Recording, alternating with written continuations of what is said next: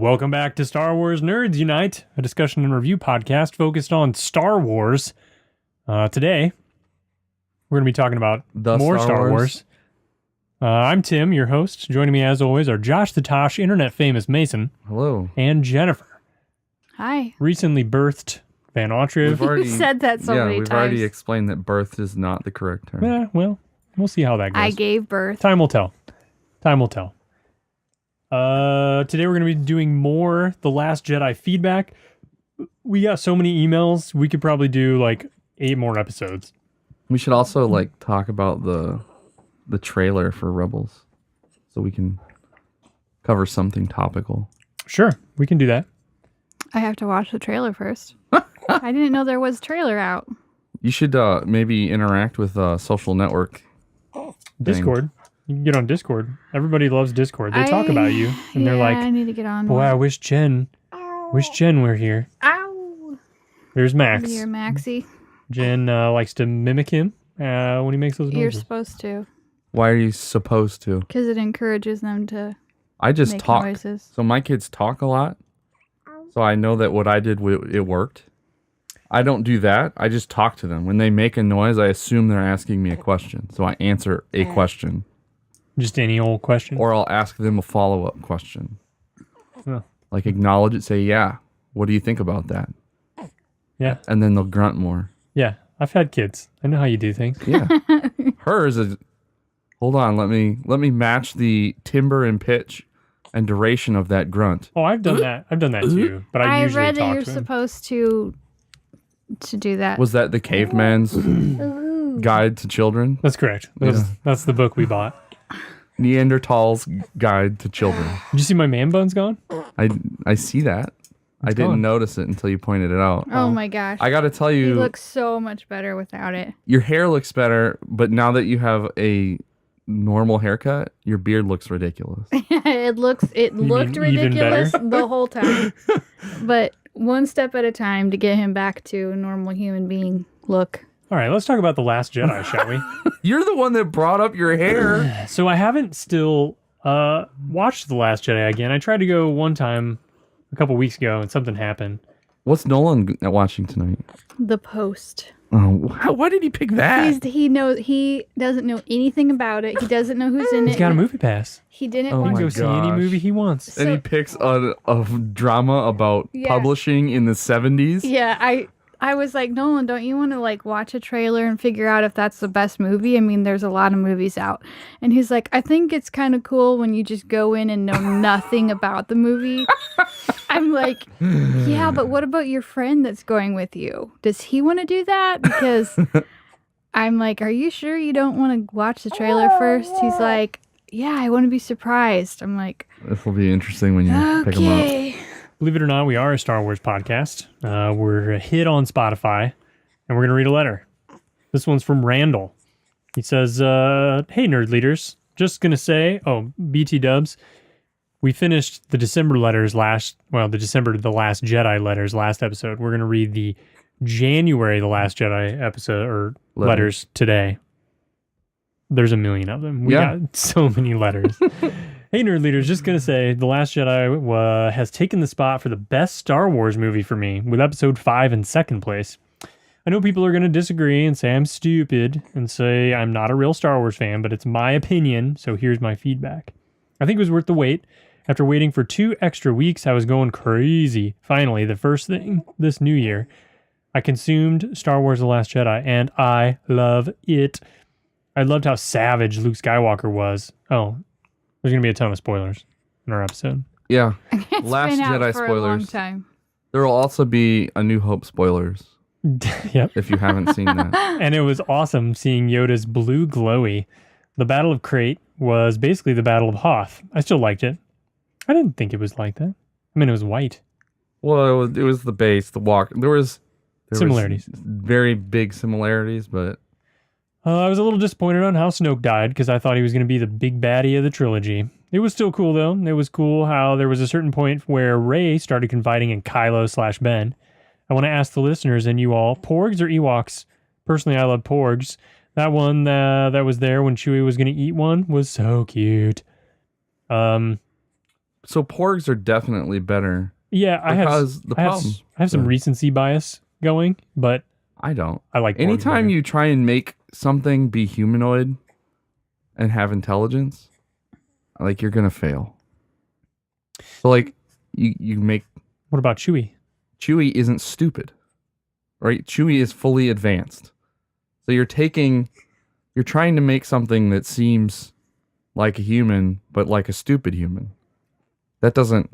You can't do that, like, and make it look humanoid. It just doesn't work to me. Thoughts, Jennifer?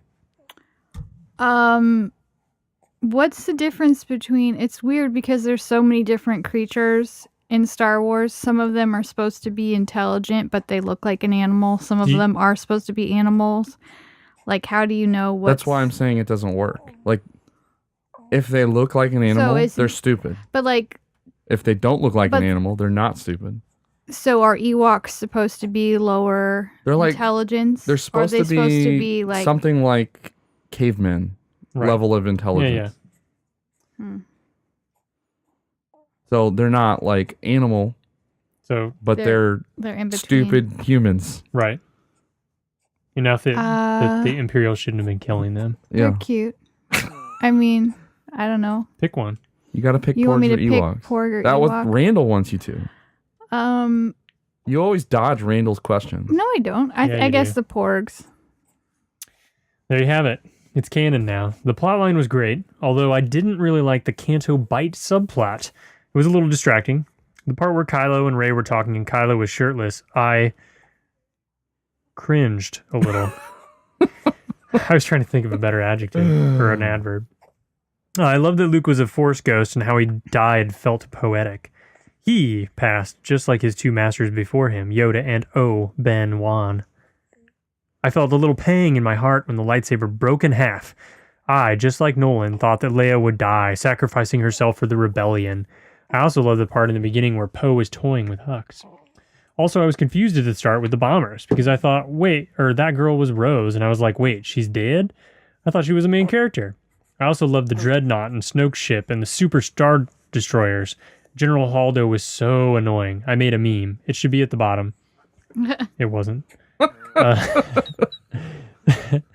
Also, I still don't know what DJ means. It made no sense. What? It means don't join. Right. Oh, really? Yep. Yeah. It made no sense. Also, I kind of was right when Luke said, I won't be the last Jedi. And finally, my heart shed a tear at the end where it said, to our princess, Carrie Fisher. Anyway, I can't think of anything else. Sorry for being so messy. Couldn't think properly. School starts tomorrow. Thanks for reading this, even though I offer little info. Thanks for a good year of SWNU. Hope for another one this year. May the Force be with you always. Randall. Thanks for the letter, Randall. Glad you enjoyed the movie. You should not start your letters where your first sentence is attempting to invalidate every position you're about to attempt to defend. I learned that. It's a good idea to be firm. Exactly. In what you're saying, especially in an email. Isn't that what we talked about last time? Did we? Just pretend like you know what you're saying. Yes. When you say somebody's name. Somebody's last name. Yeah. Yeah. Yeah. It's different, though. Yeah. This is something where it's his own thoughts. He should maybe own his own thoughts, not try and cut off its legs before he even starts. Pro-life tips like, from Josh the Tosh, Internet Famous. But you can do self-deprecation, but do it after you've made your point. Because all you're saying is you're standing up in front of an audience and saying, you're going to disagree with everything I'm about to say. And you probably think I'm stupid. Now let me tell you everything. You've already set their minds in a state of negativity and walled off. It's better to say, I know XYZ, and then say why you might disagree with it later. Like establish your stance. Not your stance, but your authority on the topic. If you don't think you have authority on the topic, don't say anything at all. But it's your opinion. You should have authority of your opinion. This one's from our boy, Ben J. He says, congrats, Tim and Jen. I love the baby coming in the background, or cooing in the background of the podcast. He's doing it a lot this time. Also liked hearing Jen's teenage son speak on the podcast. He's a well-spoken kid. My 14-year-old son isn't very expressive, super shy, but he is a Star Wars fan. So hearing a teenager talk about the movie may give me some insight on how my son may have perceived it. Just watched the last season of Clone Wars on Netflix. I really enjoyed it. Best season, but there was one throwaway episode with Jar Jar and the hot duck face queen were in a relationship. You remember that episode? The hot duck face queen. I don't. Is I that don't- one of the later ones? I can't remember half of. Well, he said he just finished the last season. Oh, yeah. Yeah. Okay. I haven't seen the last season yet. I have watched some more since we recorded last. We watched The Phantom Menace a couple days ago. First time my 10-year-old daughter has seen it. She was giggling at all the Jar Jar moments. I guess Star Wars is for kids. The Last Jedi. I loved the milking the space cow scene. It was super awkward and gross. Is he the one? Has anybody liked that scene besides him? A lot of heard people multiple talk about it. talk about how they enjoyed him trying to creep out Rey. When Kylo... It's not like that's the first time he's done that, though. I think he is gross. He just usually doesn't have an audience. I like what Ben did here in this email. He accidentally put the word or the name Jen instead of Rey. When Kylo and Jen teamed up for that moment, I knew he was going to stay dark and ask her to join him. This is shirtless Kylo that you're talking to, I guess. I keep thinking of when Vader asked Luke to join him to take over the Emperor and rule the galaxy. Palpatine also kills his master, right? Did Dooku ask old Ben to join him too? Can't remember. Yeah, I'm pretty sure he did. When he had him in Geonosis. Yeah, I don't remember. I haven't seen that one in a while. Or I fell asleep. Yeah. Star Wars is very relaxing for me. So during the moment that Luke disappeared into the Force, the theater was very quiet. And in that moment, my wife leans over to me and in her loudest whisper voice asked me, "Is he dead?" I'd say everyone probably heard her. I think you mentioned other people in your theater that did something like this and was super annoying, and we become those people. I also wondered what that dot in the sun was, and when Luke saw the Tatooine twin suns, I knew he was about to become one with the Force. Really? You knew that? Why else would they show it? I just thought, oh, there's two suns on this planet too. Man, it was heavy-handed. Or was he so tired that he was just having double vision? It's double vision. Yeah, what was the dot? I still want to know what that was. It's like a bird or something. It can't be. Yeah. It can't be. It's got to be something. It's not. Can I get your Discord link? He says. I think I sent it to him. I sent it to him too. You want to do an email? You want to do Michael's? Now that he brought up the Clone Wars again, I was thinking an episode we could do is we could all watch the 3-episode arc of Mortis, or is it 2 episodes? I can't remember. Because it's alluded to in Rebels. Okay, sure. The next season of it. Yeah, we could do it for the next episode. So I'll figure out which episodes it is, and we'll have to do it. Whose email? Michael's. From Michael Young? the second, yeah. Oh man, we haven't even read his yet? Angry Farmar. Oh my goodness. No, dude, we're way behind. This is like the most shocking email in the history of Star Wars Nerds I was Unite. very surprised at his email. It's like earth-shattering. It was for me. Okay, let's If get only- to it. if Just only read we- it We ran advertisements. Now would be a good time to cut to the ad. to get everybody on the edge of their seat Yeah. and angry that there's a commercial break. All right. I was filling time because I had to pull it up. Oh, Nicto Nix, Nickel Candies. Long time no here, guys. Sorry for the delay. I haven't listened to your summary or recap of The Last Jedi on purpose so that I can give my clean input. My faith in the Force has been restored. What? In short, this was one of the top 3 Star Wars movies of all time.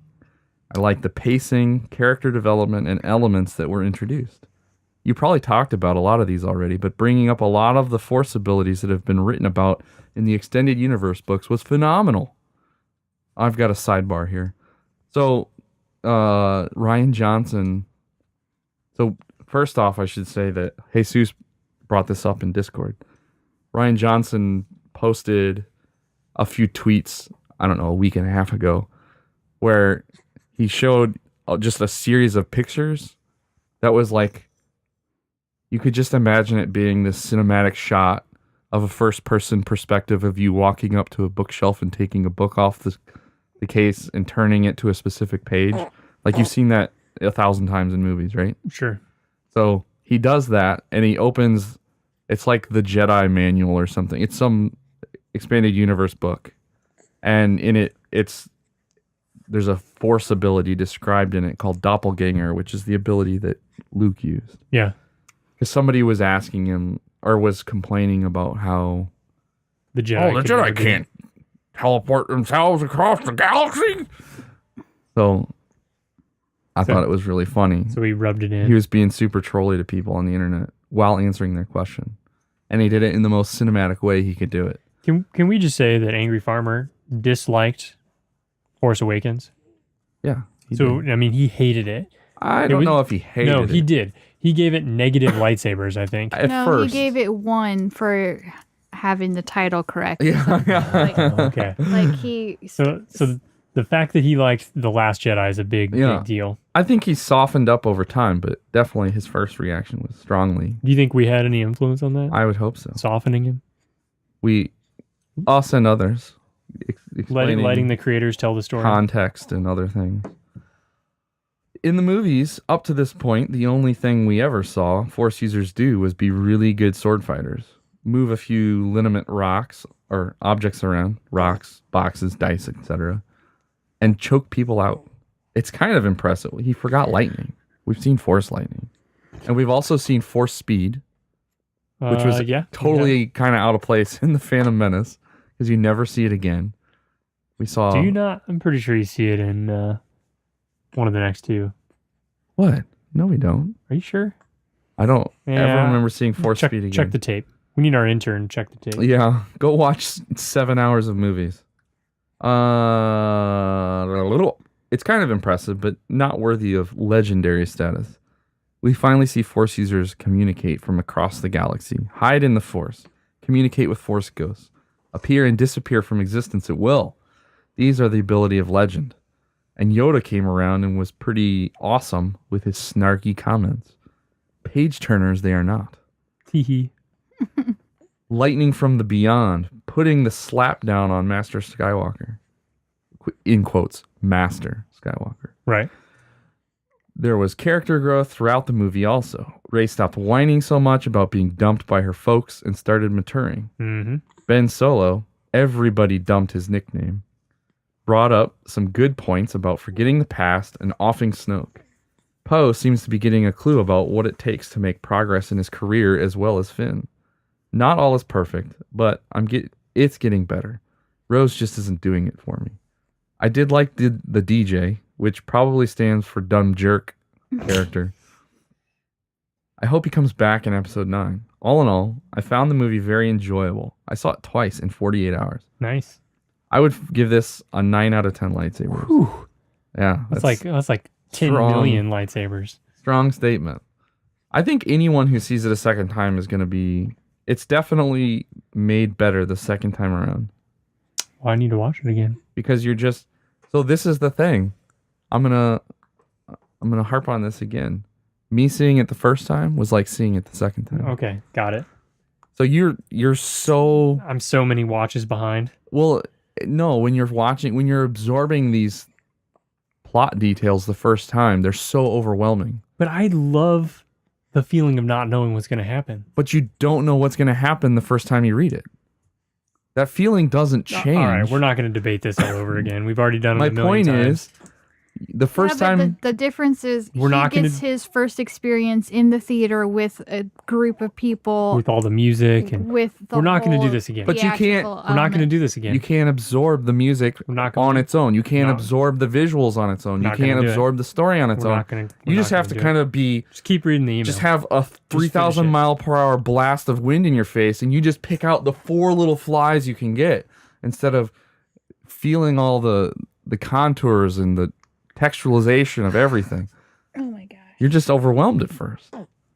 So if you're going in like that, I'm telling you the second viewing will make it. All right. Will enhance the experience for you. I'm ready for it. I've never heard somebody say I watched it a second time and I liked it worse. All right. Because that sentence doesn't make any sense. Why? I liked it worse. Yeah, Yeah. that makes sense. What is wrong with that? Grammar. What's wrong with that? It just doesn't make sense to me. Well, so Yeah, it's totally right. Sounds wrong. here's his next subsection: autumn of anthologies. I know you had another term for the book rush, but this is how it turned out. I read them all and agree with Josh that all the various stories, about 25% were worth the time. It just seems like a run of terrible books since Disney is keeping the iron mouse paw on the authors. No. Nearly everything new comes out of the books anymore. Nearly nothing new comes out of the books anymore, and very little interesting. In addition to the anthologies, I also read Cobalt Squadron. About midway through the books, Rose gets an epiphany to stop following her sister around like a puppy, but she doesn't, and it remained a poodoo book. 4 out of 10. All right. Let me say something about the new books. So let's remember. He's talking about the specific subset of books, maybe from June of last year until I realize that, but he's also talking about in general the books being keeping the iron mouse paw on the authors. Disney is. So if we remember, before R.A. Salvatore wrote the Yuuzhan Vong trilogy, the Star Wars story wasn't really moving ahead. The characters didn't change all that much. They went through an adventure and then they were right back where they started. Sure. So new things didn't really happen all that much. And this isn't that different than that. It's just we don't have that progression. When that started, the story actually truly continued. But before that, it didn't really. Yeah, they're shoehorned in because people want...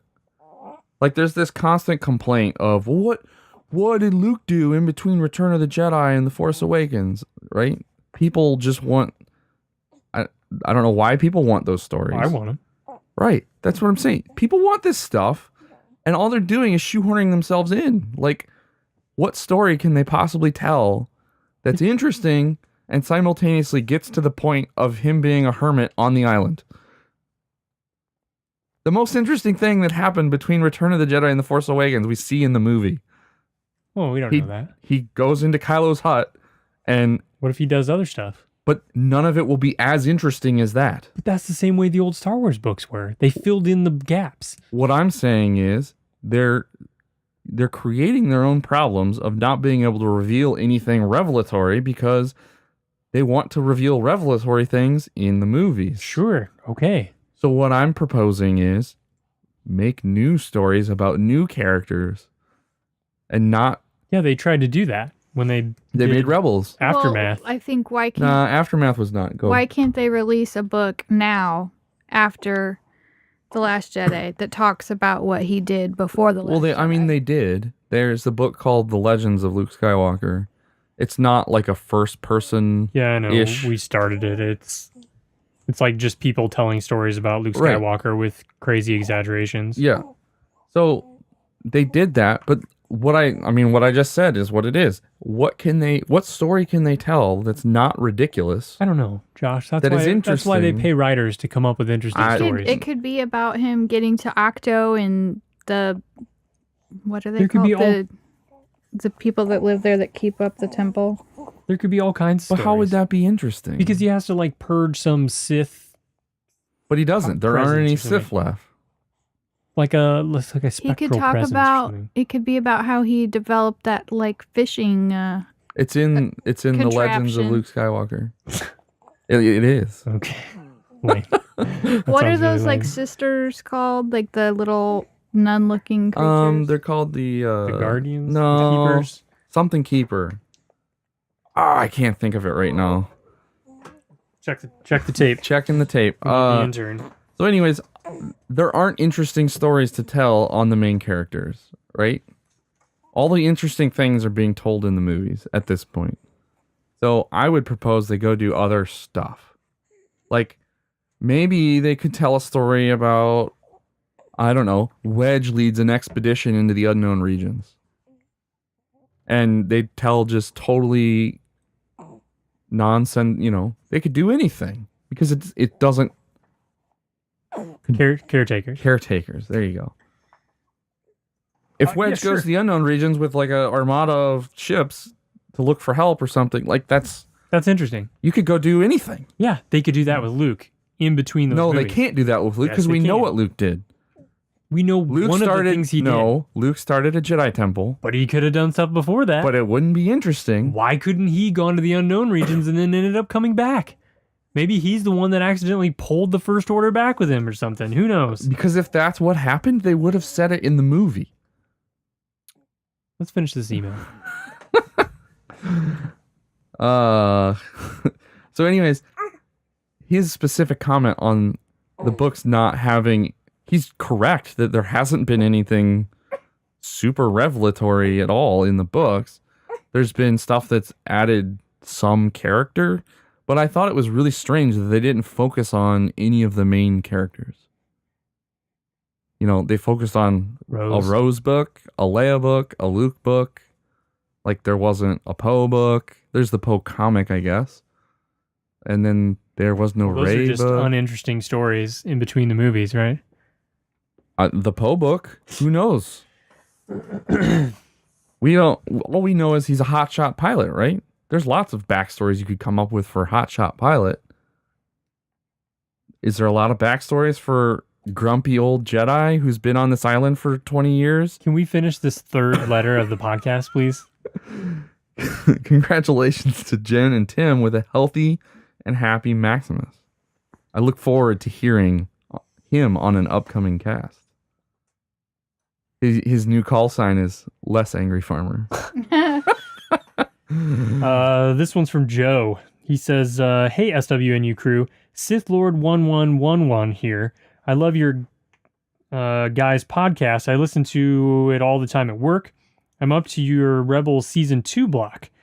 I am slowly catching up and love hearing fellow Star Wars fans talk about this stuff. Can't wait to get all caught up so I can listen to you guys as you put them out. Keep it going, and may the Force be with you always. Thanks for the letter. That was not Star Wars The Last Jedi, but you know what? Whatever. New Snuck in. listener. This was from T-Dog. He says, what's up, SWNU crew? I just wanted to share my final thoughts on The Last Jedi and respond to all the haters. Not your fans, but other people. First, a movie is never going to go the exact way you want it. If it did, Palpatine would still be in power and the rebellion would be destroyed. That's my dream. Haha. Sick. Sick. People need to leave their expectations at home and enjoy the movie for what it is. That's what I keep saying. Let them tell the story. I saw it over Christmas with my mom. Happy birthday, Mom, January 3rd. Does your mom listen to the podcast? If she doesn't, she should now, because she's mentioned. She's famous now. Yeah. T-Dog's mom. My bro. Neither is a diehard fan like me. My mom loved it. My brother thought it was okay. I asked him what was wrong with it. He said, well, Luke didn't do much. Yeah. I went on full nerd mode. I told him Luke didn't want to do anything. He made that clear. And he went to the island to die. I know people expect Luke to win the war and do amazing things, but he was done. I just wish people watch it for what it is, not what they want. My only complaint is the lack of speculation for Episode 9. We can't theorize about Snoke or Rey anymore. There's almost nothing to talk about. But we have no idea what is coming next, and that is pretty cool too. Final rating, 10 out of 10. They hate us because they ain't us. Was a quote he put in there. Yeah. T-Dog. P.S. Jen, I hope you and the baby are doing well. Thank you. So I agree with his comment about Episode 9 speculation. However, taking the other side of it, it does give us a little bit of time to sort of rest on Star Wars. Because it seems, based on what I've read, like all the toy sales and things are down, and people are saying it's because we have Star Wars overload. Saturation now. So yeah, I mean, there was a lot of pent up, demand. Yeah, for Force Awakens. Force Awakens. But now we have more time to sort of chill on Star Wars. I think the other thing is, it's kind of crazy to me that I agree with the sentiment that there's less to speculate about, but at the same time, there's infinitely more to speculate about because it's almost a completely clean slate. So you could speculate about anything you want. Sure, but it's just people want to feel like they want to focus. They want to right. feel like they want to feel like their can, speculation might happen. Right. They want to feel like they figured it all out. Right. And that they're right. So they want to be. This gets They back. want to be like Josh Mason. No. So we haven't talked about this. People always talk about wanting to play open world games, and then you make an open world game, and people don't like it because they realize it's just like the real world. Like, the real world kind of sucks. Like, I can go do anything, but I just want to sit at home and play video games because it's just going to lead me down a path where I can experience something that somebody has curated for me. So people want to be restricted down these lanes, and then they want to pick a lane and they want to justify the lane. It's probably the fluoride in the water that does that. It's probably the fluoride and the iodine and the salt. It's the man keeping us down. Yep. But people say there's less to speculate about. There's more to speculate about. There's less that unintelligent people can speculate about, is my statement. Don't they put the iodine in the salt so it doesn't blow up or something? No, there's a thing where humans don't get enough iodine. Like, I can't remember what bodily function starts failing, but bad stuff happens. Max is pooping on the podcast. T-Dog sent another email, but I will just continue it here. When are you guys going to start going back to the live stream? I love watching you on YouTube.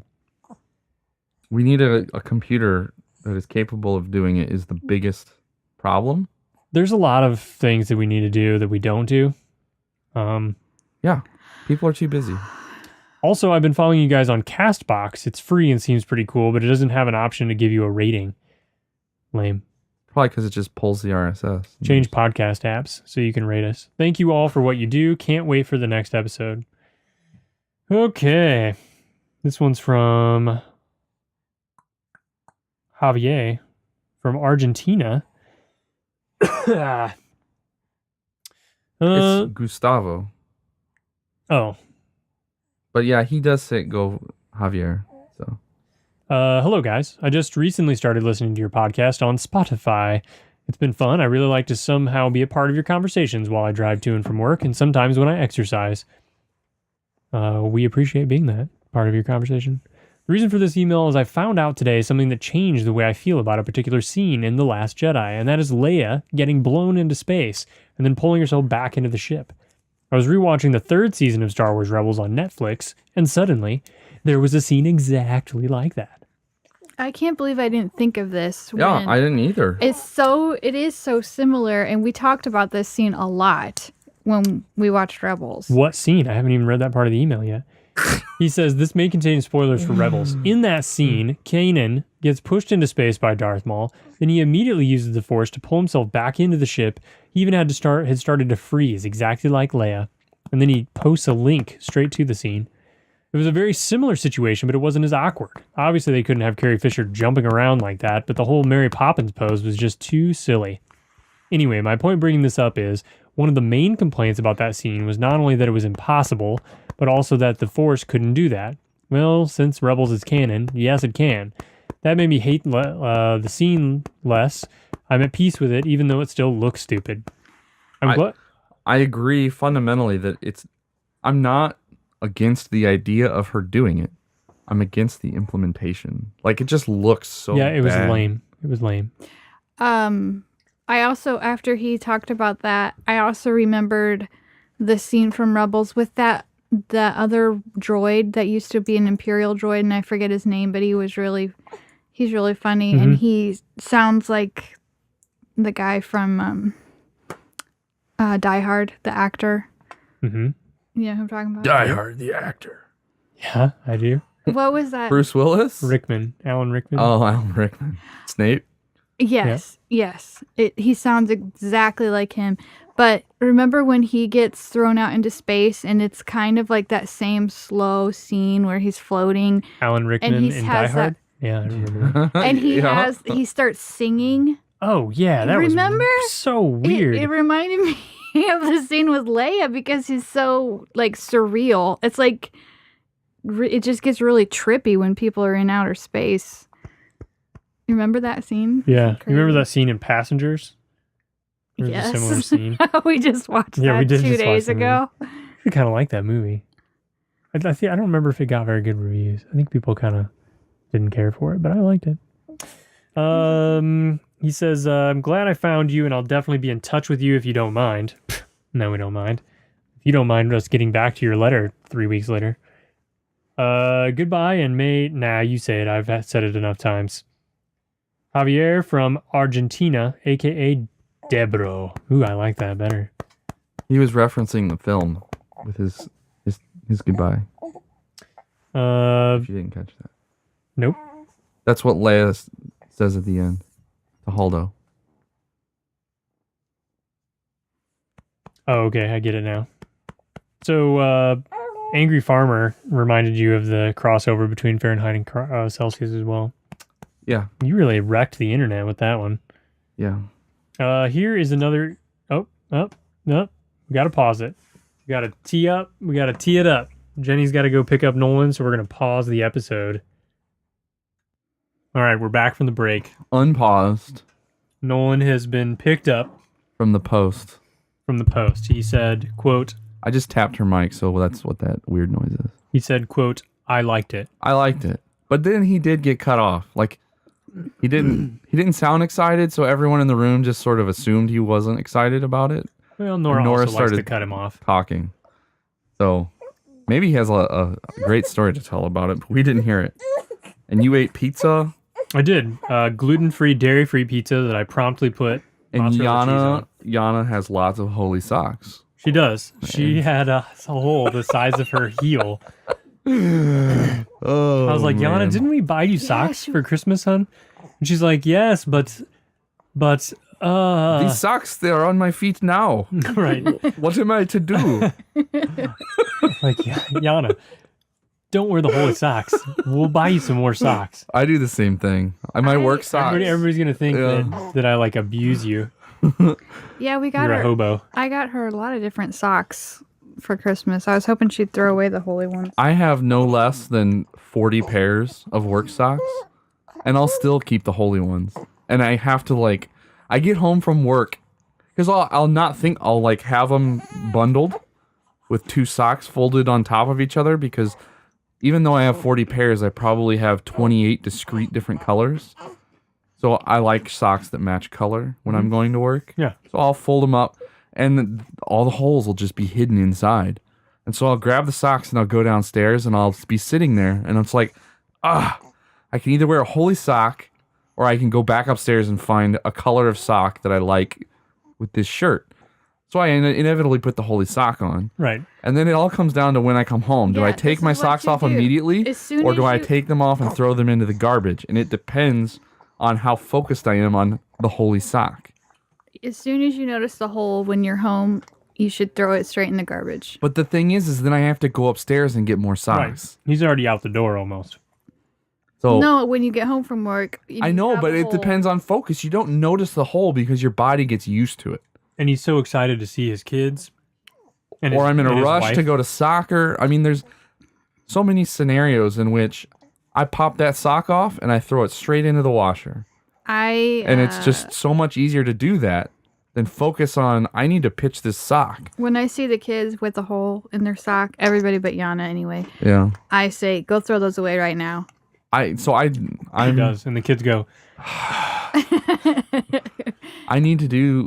I mentally say that to myself. I need to just tear this sock in half so I can't possibly put it back on. But then I have to go upstairs and find more socks. That's why I own more than 40 pairs of work socks, because it's just a chore. Jenny, do you see what happens when we take a break? We just get way off topic. No, well. We got more letters. Josh is going to read it because I'm still finishing my last piece Amber of pizza. Hi, y'all. So we already know she's from Texas. Alabama. Or Alabama. I don't know. Y'all, I think, is really shrunk into Texas. I think modern Alabamans don't say it. Georgians say it, dude. Georgia's, yeah. I would go with that too. Maybe South Carolina as well. I just recently found your podcast, and my newfound love for it cannot be understated. Ooh, must be me. I can't believe how much I did not know in the EU, and am equally intimidated and awed by your knowledge of everything Star Wars. Aw. And we know next to nothing compared to... I know nothing.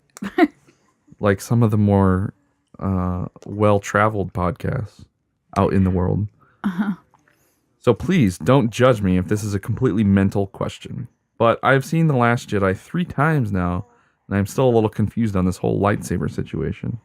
So when they are fighting on Crate, my extremely annoying cousin argued to me that Kylo should have known Luke was not really there due to the fact that he is wielding the lightsaber he and Rey literally just force exploded.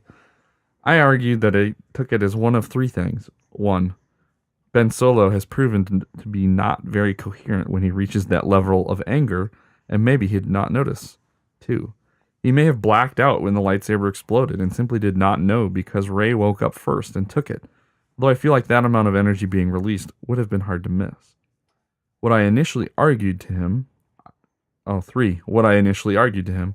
believed it was his lightsaber which he drew on Luke in his hut when he woke up to his master over him out of protection. With this, I felt Luke was either trying to connect Ben to something he could align with from a version of himself pre-Sith Lord obsession, or he knew it would make Kylo angry even more, creating an even bigger diversion. This seems more likely to me.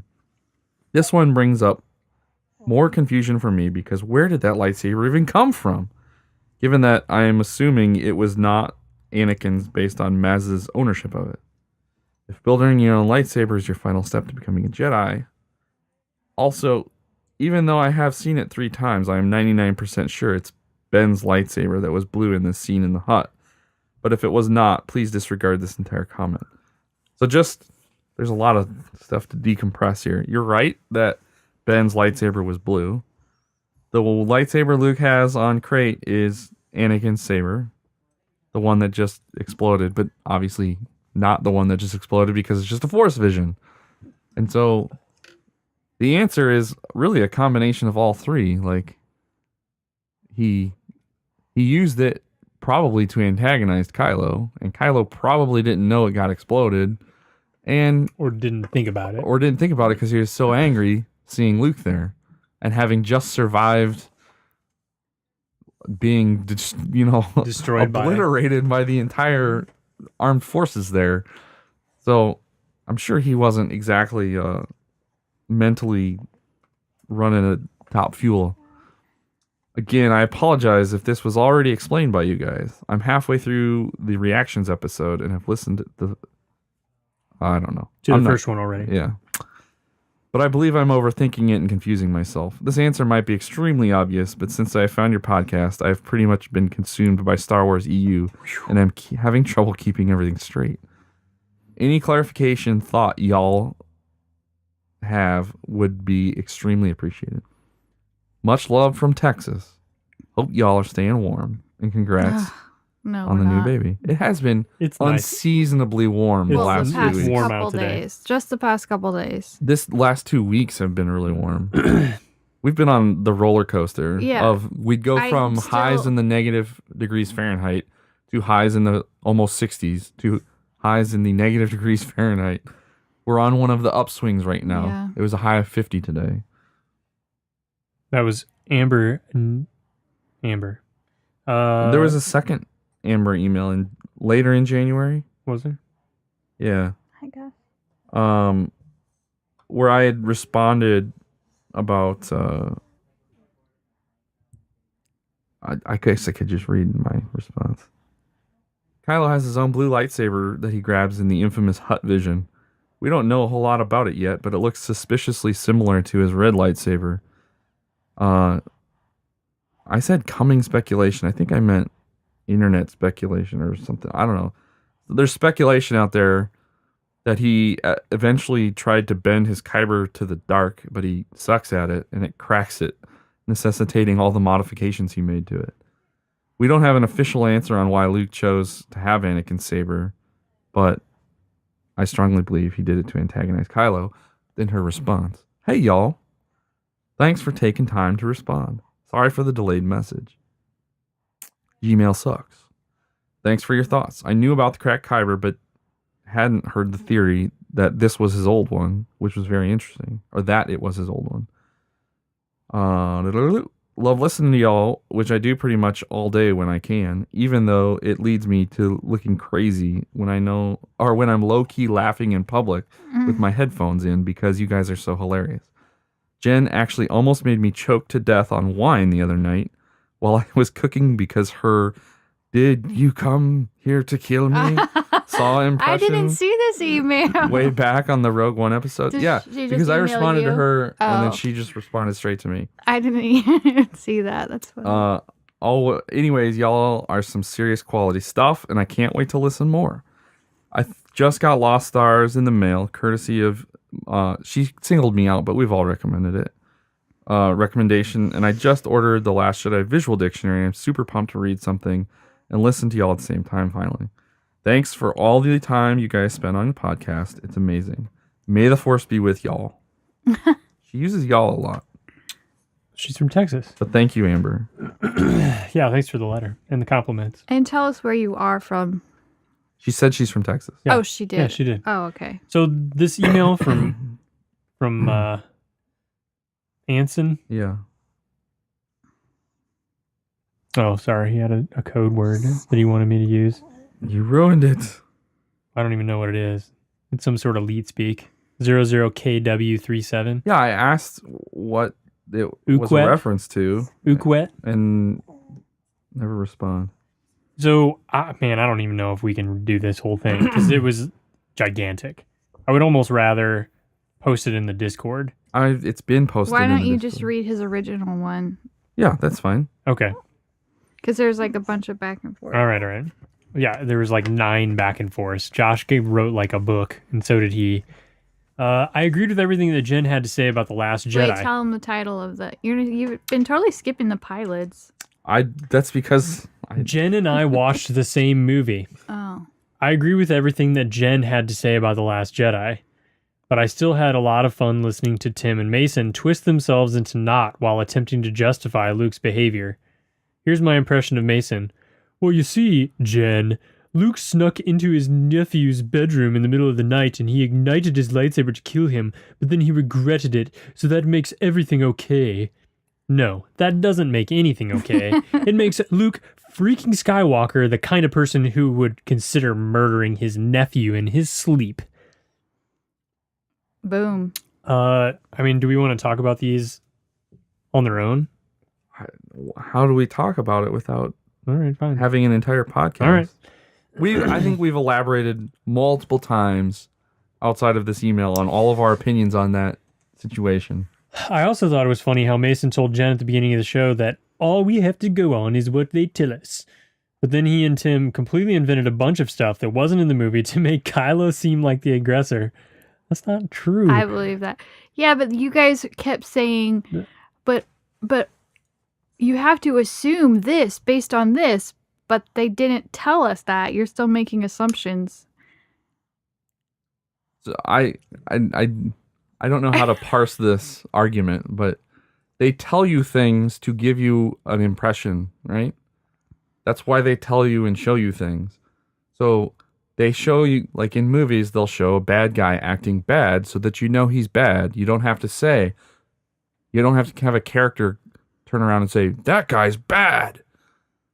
You don't know that he's bad. You don't know what his intent was at the time, but they show you specific things so that you understand their intent. And then there are other situations where they tell you specific things so that you think, you understand why the character was motivated to do what they did. Yeah, it's storytelling, movie storytelling. So they give you point A and point B, and there's really only one way that you can get from A to B, but you have to kind of fill in that path for yourself. I think the difference is point B isn't so obvious. It's very It's obvious. very obvious. They explicitly show said it and they and tell showed. us exactly All right. what point B is. But a lot of people view it's like half and half. A lot of people view things completely different. Yeah, and they're wrong. I would Oh my say that gosh. it's what's interesting to me is how skewed. What if they only ever showed the third vision? So that it's really interesting. I think we talked about this before, where when we did the art book, where it was originally only the third vision, and eventually Ryan decided, no, we need to have the multiple perspectives to try and it just makes it more interesting when Rey gets each person's perspective and then she gets the truth.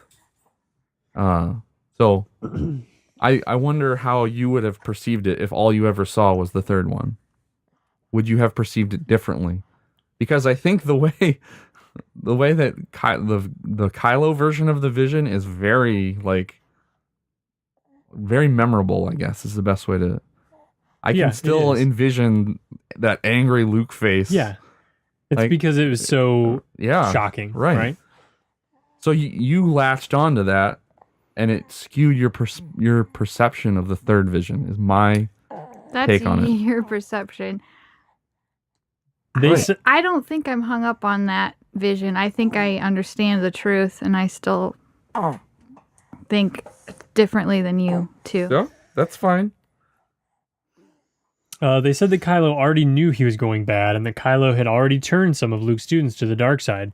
Mason even said that Luke and Leia were having Force conversations through their brains. Oh, I didn't do the voice. Force conversations through their brains. None of that was in the movie, guys. I'm sure. I mean, so this one was the one that was the most obvious. We had said it specifically happens in the movie where there's a scene where Luke is sitting there and he is reconnecting to the Force internet, and Leia wakes up. Right. That's it cuts to Leia and then it cuts back to Luke. The obvious insinuation is something just happened between Luke and Leia. Right. I thought it just meant that she felt him. She felt his presence in the Force again, not that they were having a conversation. Again, you're taking something literal, because there was a later conversation where, they never explicitly said that Leia understood that Luke wasn't at Crate. Are we so how could Leia know that Luke wasn't at Crate? Are you talking yourself in a knot again? No, I mean it's. We have to infer based on the past that they had communicated to each other. We all have different perceptions because they're not explicitly saying it. So because they don't need to explicitly say it. Yeah, but it's so obvious It's not obvious that they had a whole conversation. It's obvious that something happened between them, but it's not obvious that they know intimate details about what each other is doing. Here's what you know. Leia doesn't act surprised at all that Luke just appeared out of nowhere. Leia doesn't act surprised that Luke's walking out to go face a giant army by himself. Leia's not surprised that he vanished. Why is she not surprised about these things? Because she knows he's not really there. So how does she not know, or how does she know that he's not really there? Well, it's been established clearly before that they can communicate to each other through the Force. It's been done in the movie. Leia. So maybe they didn't do that. Maybe she got an intergalactic email from Luke ahead of time that said, hey, I'm going to pop out of nowhere. It's just going to be the Force, JK.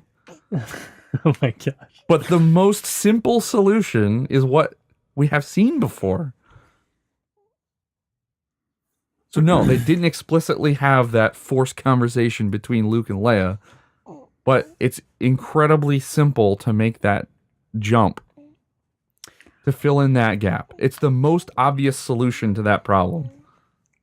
I'm sure that Kylo and some of the other students in Luke's academy had created friendships and cliques together, and maybe Kylo had already turned them to the dark side, but that isn't said anywhere in the movie. Okay. It is just as likely that Kylo told his friends his side of what happened, and they believed him because they were friends and trusted him. But they didn't trust Master Skywalker. I believe that Luke's betrayal was what turned Kylo to the dark side in the first place. Kylo has a look of absolute terror on his face when he wakes up to see Luke standing over him with an ignited lightsaber. He reflexively pushes Luke away with the Force. I agree with Jen that Kylo's actions seemed completely defensive during the initial confrontation, as far as I could tell. Who knows what that experience would do to a kid's psyche, to see a family member standing over his bed with a drawn weapon intending to kill him. Well, I'm fine. At the very least, it would make Luke and all of his teachings seem completely hypocritical. I can't imagine how that kind of betrayal would impact Kylo and his friends. So it's just, in order to have that perspective, you just have to completely deny and ignore the story. The one. The whole story that they're trying to tell and have been trying to tell. My main complaint about The Last Jedi is that it has forever changed how we will view all of the previous Star Wars movies. I won't be able to watch Luke refuse to fight his father in Return of the Jedi without thinking of him standing over Kylo. And I won't be able to watch The Millennium Falcon without thinking that it has special modifications that allow it to outrun Imperial Star Destroyers. But the Star Destroyers in The Last Jedi were too slow to catch any of the Rebel ships for some reason. Destroying fleets by jumping to light speed, Force ghosts interacting with the real world, Luke slowly being trained by Yoda while Rey does all of that stuff without any training at all. The Last Jedi creates massive plot holes for all the previous movies and makes them look like a little silly, right? Or a little silly now. It's rockets on R2-D2 all over again. Thanks for reading. Thanks for the show. So that, we had multiple back and forths about this. There were 9. There were 9. The big thing is, I mean, this person wanted to find things that they didn't like, so they made up stuff that they didn't like and called it plot holes. But they aren't plot holes. They're just things that they don't like. So I think my biggest point, which I think I agreed with him a lot with the Luke and Kylo visions and all that, what happened, Kylo being turned and everything. I think that people are, well, you guys specifically are saying, oh, well, Luke knew that he had already turned, that Snoke already had turned him, and that his heart was black and he was totally evil and everything. But I think there's been times when their visions or their premonitions or their feelings or whatever are just completely wrong. And I think he could have been completely wrong about that or misled by Snoke. He himself, in the moment that it occurs, realizes what he is doing is wrong. Right? Right, but And I'm stops. saying Right. he might have been completely wrong about Kylo already being turned to the dark side. He could have been. You're right. And he acknowledged that what he was doing was wrong immediately. He says it was for a fleeting moment that, it took for me to realize It was a total reflex. that I shouldn't be doing this and what I'm doing is wrong. Yes, but he lied about it first, so he knew himself. What that did it he was lie about? He Well, the lied about first- it. He didn't tell the whole story Right. to Rey. He didn't lie. He tried to blame it on Kylo, and He didn't try to blame it on Kylo. He didn't tell the whole story Yes. because he didn't think it was relevant. No, it's because he didn't want to be the bad guy. I think he He already didn't- knew he was the bad guy. That's He why he knew, but he exiled didn't- himself for 20 years. Yeah, he knew that himself, but he didn't want other people to. He didn't want to admit it to her for some reason. Why would he care about her? Well, why did he lie to her then? He didn't lie to her. He just didn't tell her the whole story. Because he was just trying to make her leave. Okay. I don't know why you want Kylo to be sympathetic. Because she liked Kylo, I guess. We got another letter from... Oh, thanks for the email and the exchange. Do you want to read one of these letters, Jen? No, I'm busy with this baby. This one's from Randall. He says, hey, nerd leaders, just to start, I realized that I didn't add the photo from the last photo about Haldo, so here it is. And it's the a meme. Jar Jar Yeah. Binks. And it says, Excuse me. when people say Jar Jar was the most annoying character, and then that was Jar Jar up above, and then right below it says, hold my beer, and it's got Haldo. Yeah. I'm not a fan of the memes. I like In memes. general. I like memes. I think they can be funny, but in general, most of them are just stupid. I like them. I like them all. Every one of them. Every one of them, even the racist ones. I've never seen those. Uh-huh. I haven't. Anyway, You've I seen them, you just don't know they're racist. okay. There's so many memes right now that have been co-opted by unsavory elements of the internet, and you just don't know it. Oh man, Yeah. unsavory elements are taking over the internet. They're not taking over, they're co-opting memes. Anyway, I just wanted to write a short email replying to Josh's question on whether we start counting on the index finger or on the thumb. Well, we use both, but for different contexts. If we are counting to ourselves, we start with our thumbs, but if we're counting like timing, we start with our index. Weird. Yeah, it is kind of weird. And to all the people who say The Last Jedi is a betrayal to Luke's character because a real Jedi would stand up and fight the First Order, look at your fave teachers of the Force, Yoda and Obi-Wan. After Yoda lost to Palpatine, he ran away into a swamp planet to hide from him. And for Obi-Wan, he hid on a desert planet. Well, he said desert planet, which is desert planet would be amazing. Way better. Changed his name and hoped no one noticed. Yes, I know that he was taking care of Luke, but still, what Luke did on Octo is kind of what Jedi do. I still love Yoda and Obi, but just saying Luke was not out of character. Also, me and my bro were discussing The Last Jedi, and I asked him what his fave character was, and he said Kylo, and I asked why, and he said he's an angry man baby. And I laughed so hard. Some question for you all. I think this is like his little brother. Yeah. Same question for you all. Which is your fave character from the trilogy? Oh, from this trilogy. For me, it's Poe. He's just so awesome. My favorite character is Kylo. He's not, because it's just, he's the best character. He's the most interesting character by far. That doesn't mean I think he's the best person. Right. Jen, who's your fave character? I like Kylo a lot. I don't know if I like him the best, but Who's your fave? I don't like. This is what we just earlier in this episode. I know. In the first half, we talked about how you equivocate on Randall's question. I know. Here's a Randall question. Okay. Here's equivocation.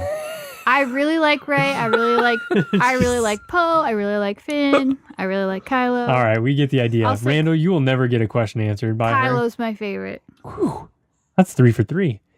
Anyway, that's all So for his me. little brother knows what he's talking about. Yeah. I'll just leave you with this pun. What did Cassian say to Jin before they died? Jin, we are so dead. Jen, we are so dead. Yeah. Another little tip, Randall. Never explain the joke after telling the joke. What? Ever. Why not? Because it's just bad form. Oh, jeez. Life tips going out to this kid. If the people don't get the joke, it's not your fault. Unless it wasn't funny. Unless it wasn't funny. Yeah, like my jokes. Yeah. But Tim's just really used to having to explain his jokes. In which case, if it wasn't funny, explaining the joke isn't going to resurrect it. It may make you realize where I was coming from. No.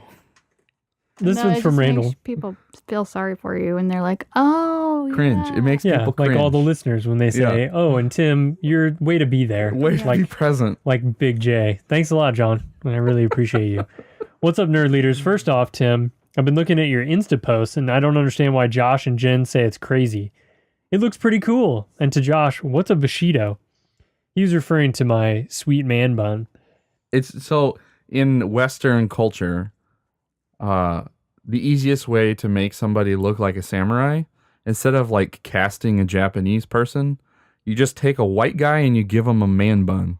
And everyone's like, oh, he's a samurai. Right. Because he's got a man. Yeah. Jen, I hope Max is doing well, and I hope he is a bundle of joy to you and also Tim. Also, have you all Undercover Boss with Kylo Ren? Here's the link. Yeah, everyone has seen. I have seen that. I saw it a long time ago. Yeah, when it it's first still came hilarious. Out. Yeah, but I rewatched it when you sent the link, and it was very funny all over again. There's we talked about it before, the card game Star Wars Destiny. There's somebody made an alternate art version of Kylo that's Matt, the radar technician. It's really funny. This one is from Madison. She says, to open, you said that it was super, super cold on your last podcast. Can you specify? In my part of Alabama, we get out of school if there is a good chance of snow. We are currently getting some weather in Notice the teens. she said you said, not y'all. Yeah. Yeah. Well, Data point. she just got... Data point. It is. We are currently getting some weather in the teens, and with the wind chill, it will feel like it is in the single digits this week. She must live in the north part of Alabama. So are you talking about 34 degrees? 10? Negative 50? It's really cold here for Alabama. Maybe not Illinois. Is she saying Alabama? No, she is not saying Alabama. I She spells refuse. Alabama Please. accurately. Why Proper are you capitalization. saying Alabama? Normal That's words. how I say Alabama. Tim is saying Alabama on his own. Gosh, that makes me cringe. Well, you know what? I do a lot of things that make you cringe. But it's Alabama cold, she says. So when we were talking about it being cold, it was Negative. something. Highs in the negative 10s. Yeah. Man, it was cold. In regards to Tim's questions about my Funko Pop, I have no clue what kind I got. I don't think it was the Walmart exclusive. Also, I would like to thank Tim for breaking protocol and going off topic to include my letter. Well, it was right in between all the rest of them, so it was kind of an accident. Don't give me too much credit. Are you gonna do the review of the Journey to the Last Jedi books? Are there even Journey to the Last Jedi books? I think I saw them somewhere. There's like the Luke one we talked about, the Cobalt Squadron one, the Leia one. We read the Leia one, but haven't talked about it. Right, I don't think. and we read. I haven't read the Luke one. We started the Luke one. Oof. When exactly is Rebels going to continue? Do you have an exact answer? February 19th. I love the show, and I'm eagerly anticipating the return, but I'm sad to see yet another great show ending. And while we're answering it, to give clarity, we had talked about this last time. There's going to be 3 weeks of episodes, and then a month gap, and then a 90-minute finale. Wait, what? You just blew her mind. Yeah. They're having another break? It's already a season break right now. Yeah, it might not be a whole month. It might be like a few weeks, but there's going to be another break. A break and then just the one we're last good with episode? breaks. The breaks make us seem like we're less behind. Right. So we're good. I may not have the best track record of predictions with you guys, but I firmly believe that none of them will die. With Hera captured, it will be pretty close to the end of the season 1 with Kanan, trapped in the clutches of the Empire. The Imperials will torture her either to get information or as bait for Kanan. She will be saved and they will either live happily ever after or after to the end, or there will be something else bad that happens, kind of like the Kingdom Keepers books. With those books, it's either another cliffhanger or everything's good, we're fine here. How are you? If that came off as badly as I think it probably did. Don't explain the reference in your email after you've used said reference. All right, I'll skip the reference then. The reference to the reference. Yeah. Thanks for mustering. It was a great reference. It was really good. Mustering up the courage to get through my letter. Haha. Yeah, I know it's an old joke, but I wanted to make it as soon as I heard the podcast. You guys discussed it. Hey, we use muster all the time. I don't get the reference. Muster? No, it's not from to the muster. Oh. The Kingdom's Keeper book? No. So everything's good. We're fine here. How are you? Oh. It's from A New Hope. Han. Yeah. Yeah. So do you know those books she's talking about? I have no idea, No. but the way she explains it is every book ends on a cliffhanger or with everything's good, we're fine. How are you? Which is everything I need to know.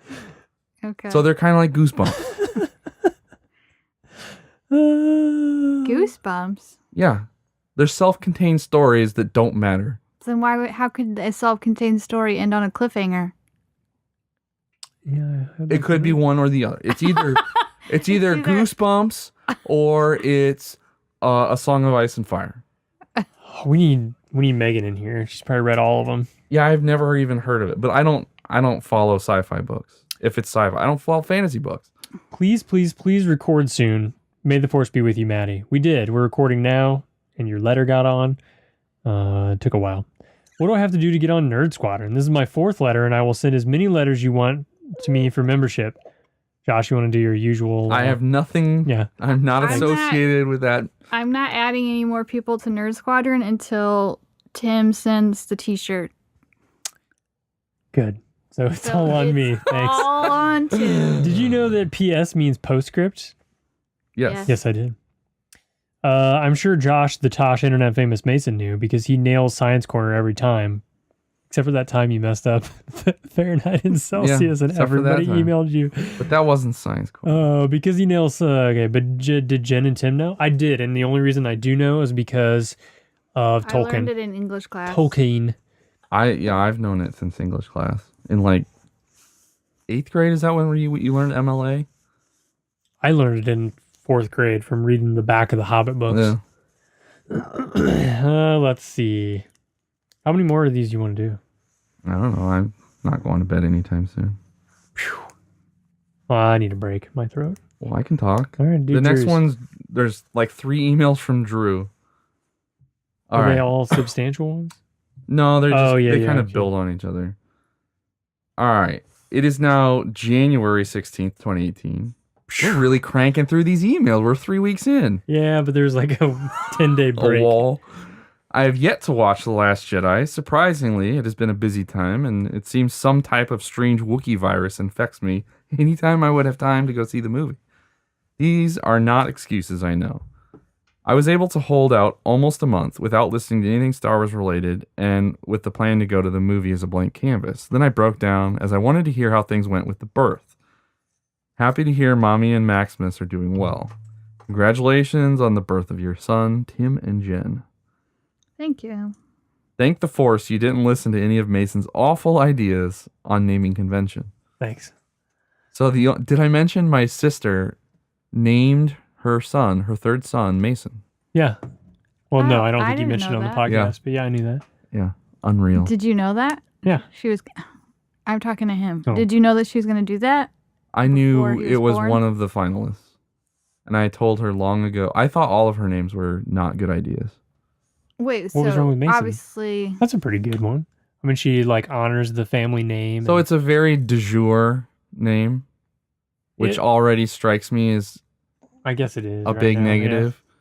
But then, yeah, I mean, it's... You're the original Mason, though. I know, but it's like, I just don't understand the appropriation of last names to become first names, and Why do you especially your own last name. care? Why do you care? But that's not her. No, I don't Well, it care. used to be. When I wake up in the morning, I don't think, why is that kid named Mason? Why did you do that? It's just if we're That's so talking loud. about child names, and specifically my policy on how to name children, we can talk about it. You've been sharing your opinions about like how to rear children and how to hold children Because and how we're to put talking children to about sleep. it. It's apropos. Oh, wait, what'd you He- say about sleeping? He was doing that downstairs when Yeah. you were gone. He was like, "This is how you put a baby to sleep." No, right I here." said I know how to put babies to sleep. How And do then you he, do? like- How do you do it? He just I put him on his be chest. and held no, his- I be obnoxiously warm, and you apply pressure to the top of their head. Top of their head. Yeah, with your skin. Oh, I put Yeah. my chin. Right. But not like pressure. You know what I'm saying? I don't like try and choke him out. You just put your I put my chin you make him over the feel top that of you're his head. there. It Yeah. comforts the baby. Yeah, actually, I do that. I do that a lot. Huh. It's almost like I know how to put kids to bed. I do it too, but you're then, down there okay, talking like I you- haven't had 3 little babies already. You put them to sleep while you're holding them with pressure on their head, And And- being obnoxiously hot. and then how do you get them? They just off of naturally, you? Excuse me. Because I can get him to sleep. That's because he's just good. good. You just gotta like, be then good. like babies, it's a different. then a once different he's ball in game. once he's in bed, once I try to get him off of me where it's warm, Right. he doesn't stay asleep. Right. So- Babies are a different ballgame for transition to a sleeping surface.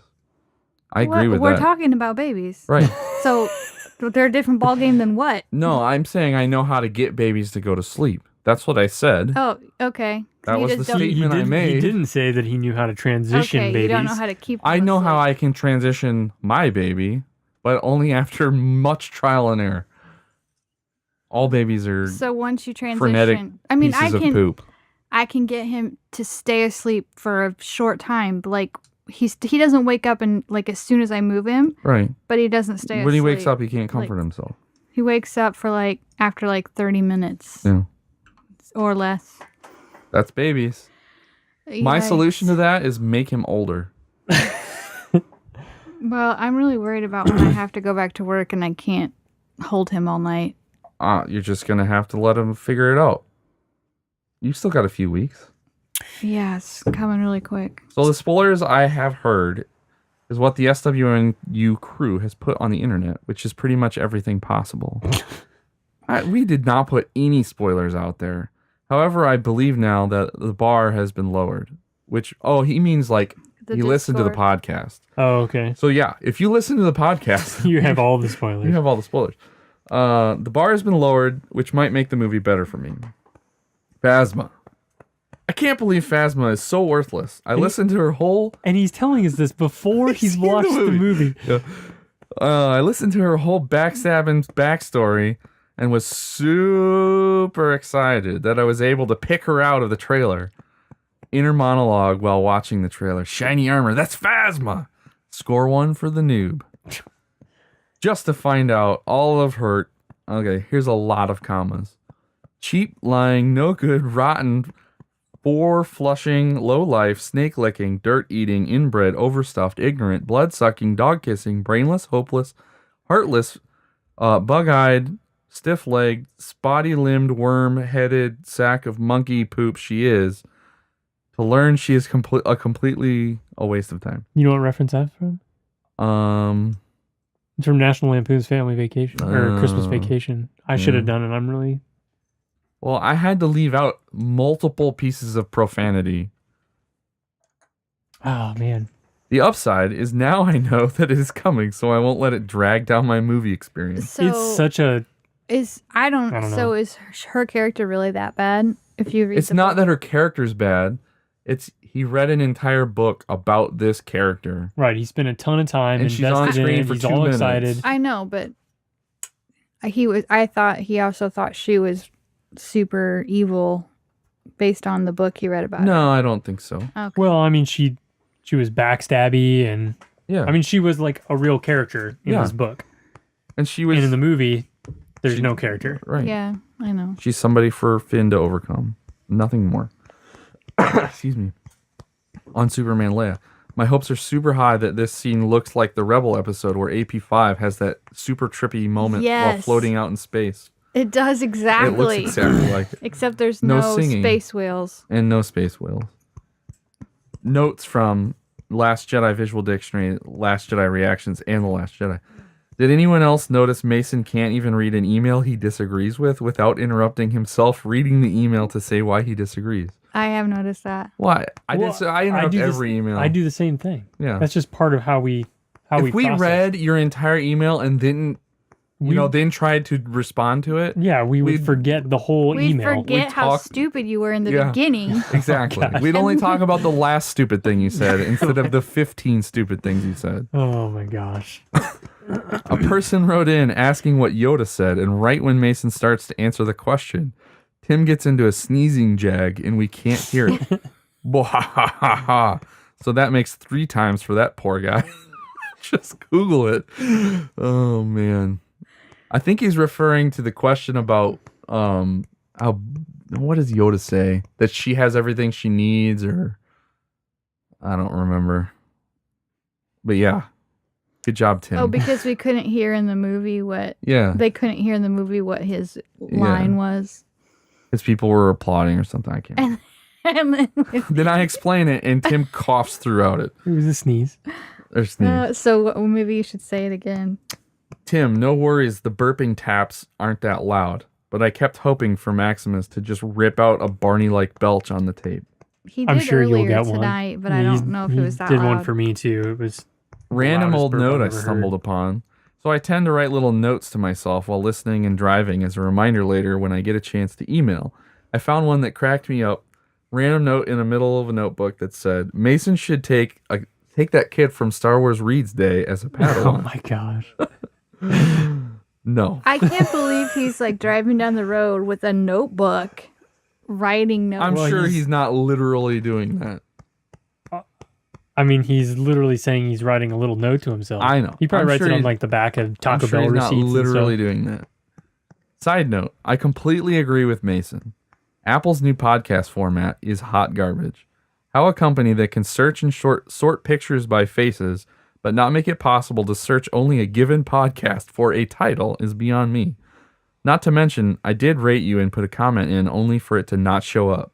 I guess I will move to Spotify. stuff. That's fine. All right, this is his next email. It's got an accompanying picture that I'll have to describe vividly. So, I'm on a work trip and have a free evening. With your encouragement, I was going to face my fear and go to a movie by myself. Really, It's the best. it was just Jen's It is so encouragement. good. Thanks for nothing, Tim. What? I encouraged it too. I love going to movies by myself. So I guess there was an ice and snow scare this morning. 7 p.m. showing on a Wednesday night. Checked into the hotel at 6:15, 5-mile drive to the theater. I got time to find some liquor to sneak in. Roll into the theater's parking lot, and it's barren. Not even a tumbleweed. Closed due to weather. I did find some snow on the north side of a bush. Oh, he sent a picture. It's hilarious. The only snow in the entire parking lot. Is that scary or what? Whatever. I'll just wait till it's on DVD. Oh man, it's just like a little piece of landscaping in the middle of the parking lot. He didn't say, but it was probably the South. It was probably Georgia or something. All right. And then a couple days later, hopefully I'm in time to get this while you're still on reactions of The Last Jedi. We waited for you. Yeah, before we get started, you have to explain why calling Tim a Jerry is a bad thing. I get what you said. He is the worst character, but can I get an example? The only Jerry I can think of was from The Walking Dead. Jerry was the Kingsguard, and he was awesome with his giant axe. So awesome.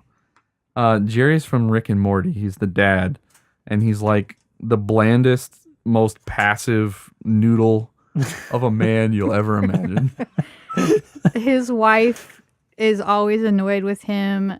They're like always talk about how he just got her pregnant in high school, and that's why that's why they're married. Still together. Like nobody respects him. He doesn't respect himself. Right? No, Rick is constantly making fun of him, and I don't know. He just and so there's this. He's just truly pathetic. Can you spoil Rick and Morty? I don't know. There's this episode. It's hard to explain. There's multiverse theory in Rick and Morty. And so he goes to a place where all the Rick and Mortys drop off their Jerrys when they're going on adventures. And like the Jerrys are playing with oversized like rectangular blocks. It's like a daycare center for all the Jerrys in the universe. And it's so funny. Anyways. Yeah, I guess I am Jerry. Thanks, guys. Thanks a lot. So I'm on board with Rey being nobody, but to say it isn't possible for Luke to have a child out there is just crazy. Sure, it's possible. It's just stupid. It doesn't make any sense. Stupid. Yeah, Jedi are celibate, which we all know is followed 100% of the time. Actually, it would be really funny if he had a child with one of those caregivers. Gosh. A fish Jedi person. And let's be honest, at some point, Luke's Jedi vows came into question between episodes 6 and 7/8. Lastly, after episode 6, that dude could walk into any canteen in the galaxy and get any strange he wanted. Oh my gosh. Then, as he became more of a crazy hermit, he could still seal the deal by telling ladies he can do the lift from Dirty Dancing. Dirty Dancing? Yeah. He might have needed to use the Force as he was getting older, but that move would do it. Just saying that could have happened. Yeah, it could have happened. It doesn't make any sense from a story perspective. It does make sense. My favorite part of The Last Jedi, I can't say just yet, but these are my faves right now. The Lightspeed jump ship missile.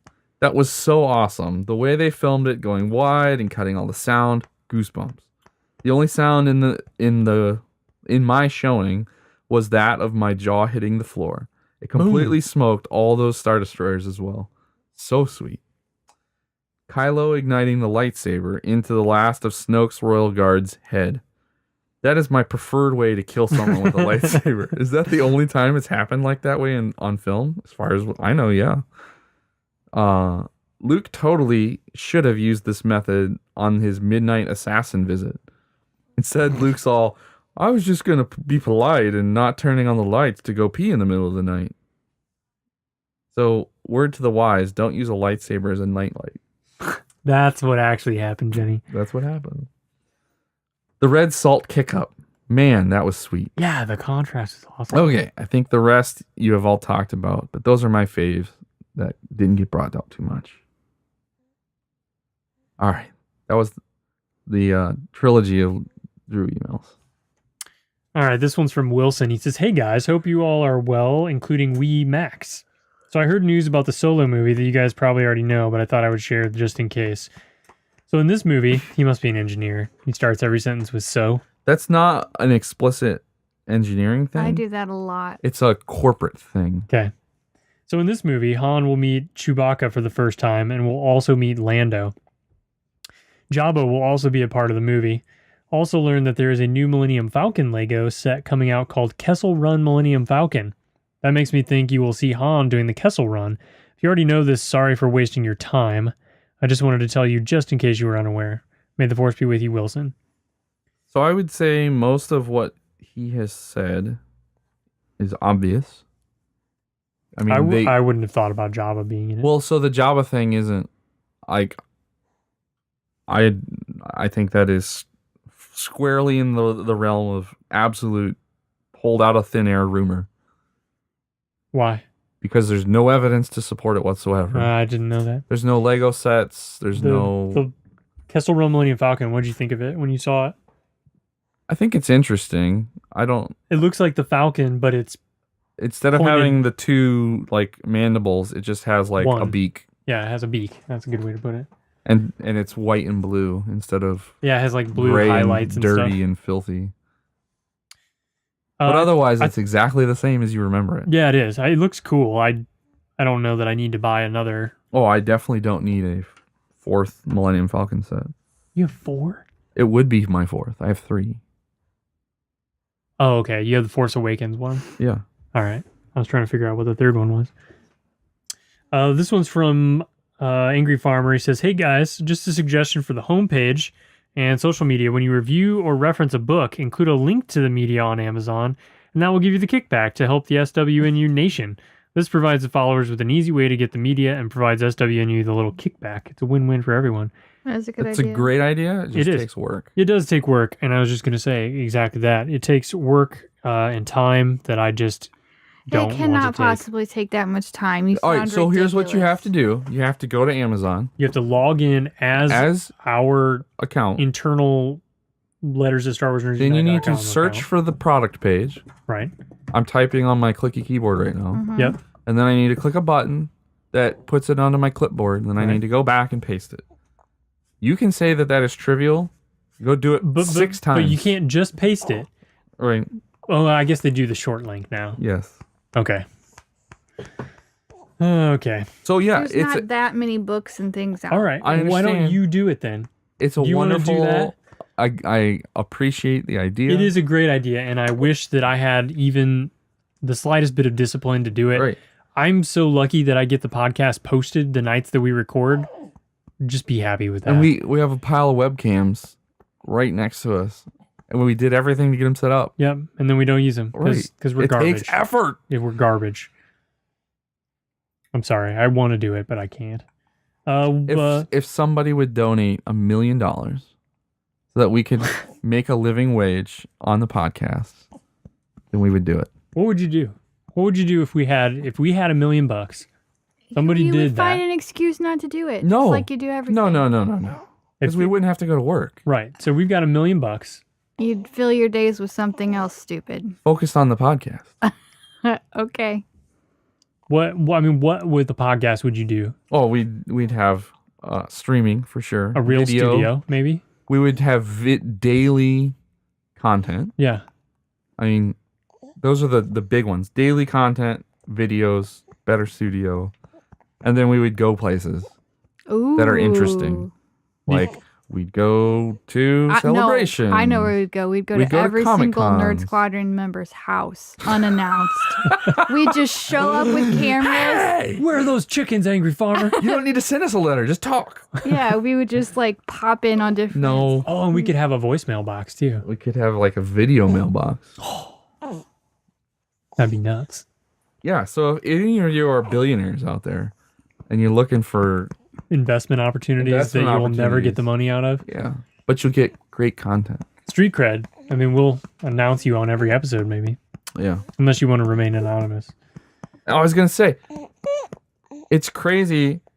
There's like it's like 110 or 120 days until Solo comes out. We still haven't even seen a teaser, much less the trailer. Yeah, It's insane. It's got to be Super Bowl, right? Well, that's what every day somebody's like, yeah, it's gonna happen tomorrow. Well, I thought it was going to be the league championship series. Well, Should we do this one from just so we don't lose it? This one from Randall that has nothing to do with The Last Jedi. I might as well. We're almost What's up, done. Nerd Leader? So I've crunched the numbers. I think that it should take almost 6 days end to end. It's about 7,200 minutes or 120 hours. Basically, I've decided to binge SWNU starting from episode 1 to whatever number you guys will be when I end it. I'm sorry to keep asking bad questions. Who was it? Who was it that? Oh, it was Shetman. Yeah. It was Joel that He was keeping track. Yeah, he did he crunched the numbers. He couldn't sleep one night, and he just Pounded rained up. down. But that was quite a while ago. Yeah, it was. Yeah. It was awesome. That was cool.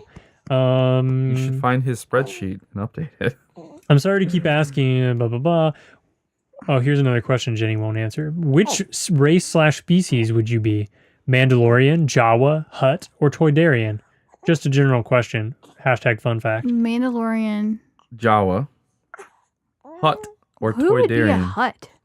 I don't know. Hutts are Rich. they run like Yeah, they're powerful. Okay, what's the last one? Toydarian. What do they look That's like? Watto, if you remember him. From episode 1. Oh, yes, yes. Looks like an overgrown it has fly. like the things Yeah. flying by Yeah. around him. No, definitely not that. Well, he's just a filthy Toydarian. There's Yeah. clean Yeah. Toydarians, Okay. Totally. but still, they're fly people. Okay, so then what was the second one? Jawa. I would definitely Would not be a Jawa. Oh, that's like the sand people. Mm-hmm. Yeah, that'd be Oh man, awful. why did he pick such horrible? Well, you would pick. Well, Mandalorian wouldn't be that great because I you'd would have constantly to be a at war. Mandalorian. I don't know. I think Hutt. Ew. Out of those 4, Oh, Jesus needs to draw Josh as a Hutt. eh, I'm gonna go Toydarian because I think it'd be kind of cool to fly, even though I'm scared of heights. But I probably wouldn't be if I was a Toydarian. probably I wouldn't be. feel And those like other they three probably options, couldn't fly I very feel like I high. would get into some sort of They trouble. can fly. Which I one? would have to be a Mandalorian. So you'd be at war all the time, clan wars and stuff. Your Uh, life expectancy would be like 30. Yeah. Did you know that Mark Hamill was in a bad car accident before filming started for The Empire Strikes Back, causing severe facial trauma? Yes. The scene in which Luke Skywalker is mauled by a wampa was added to account for the scarring on his face. Did you know that, Jenny? No, I did not. Really? Have you ever watched The Empire Strikes Back? Yep. Yeah. Oh yeah, she has. Totally. Also, the totes. cell Princess Leia was in A New Hope was cell 2187, the same number of Finn's tag number. But I assume you all know that, seeing as I also learned that on social media. I didn't know that. I also did not realize that. Anyway, thanks for reading and for everything you guys do. You guys are awesome. Randall out. This one's from Andrea. You want to do this one, Josh? I can. Now this one is just from like yesterday, right? Or like recently. There's only 2 emails left. It's from the 25th. What is today? It's from yesterday. Cool.